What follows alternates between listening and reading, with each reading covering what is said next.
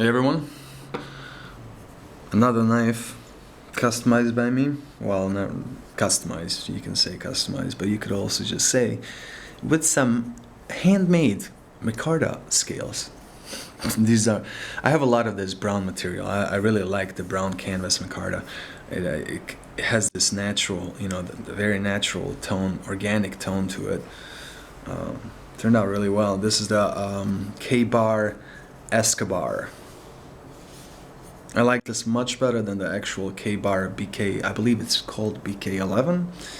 The one with the bottle opener in the back.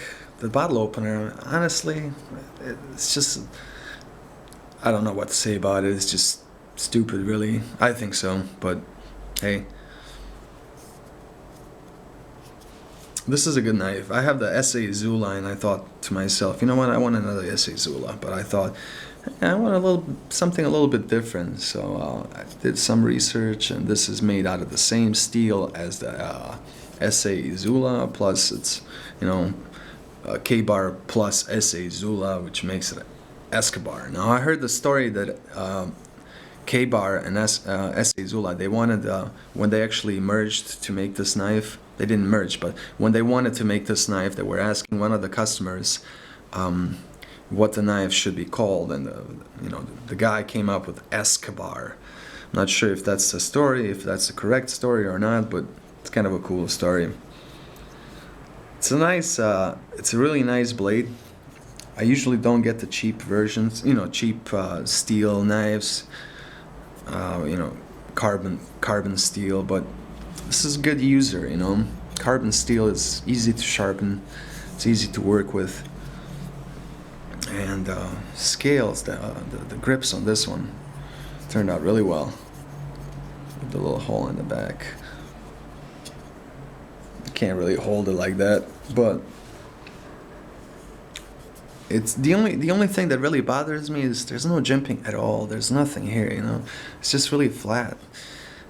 I would think that SA and Zula and K-Bar would do a little better job when it comes to ergonomics of the knife, but overall it's a good knife. It's just the jimping is missing, and maybe some jimping here and some jimping up here would be really good. Maybe I can do that myself.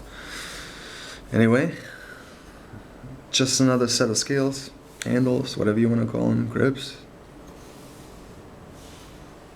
I think I might even dye these, dip them in orange.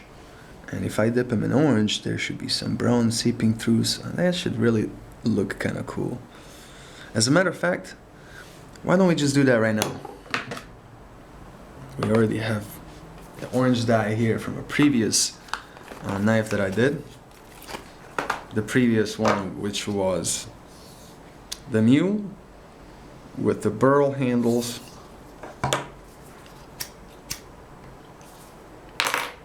Okay, let's do this. Let's just do it right now. Why not?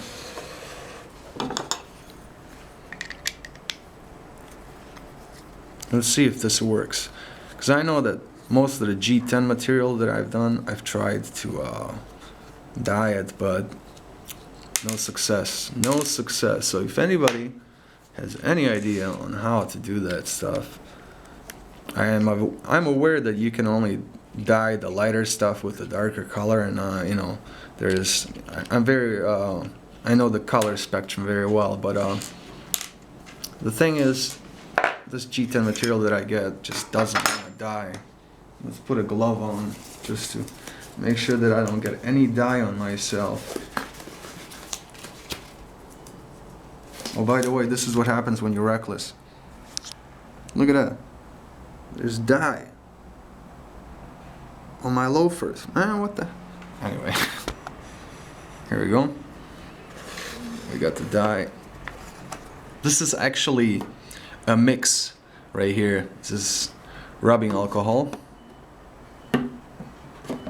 And my favorite dye solution, Transtant.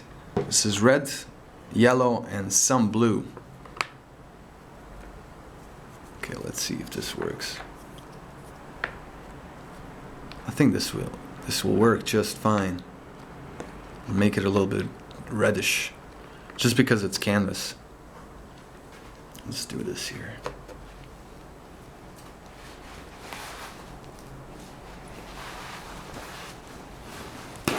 And I'll leave it in for about, half a minute, maybe a minute, just to soak in all the dye.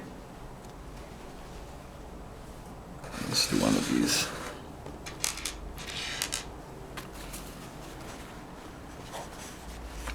Bear with me, please.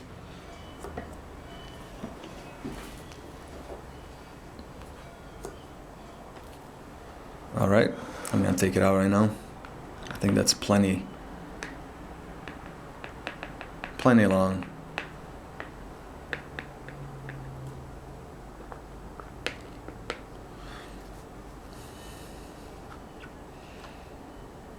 All right, here we go.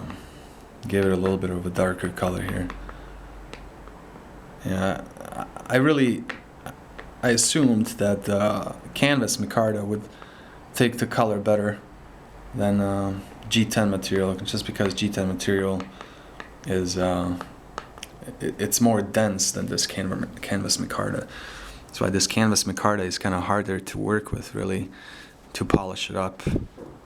And let's see what we got here. Just a little bit of an orange color in there.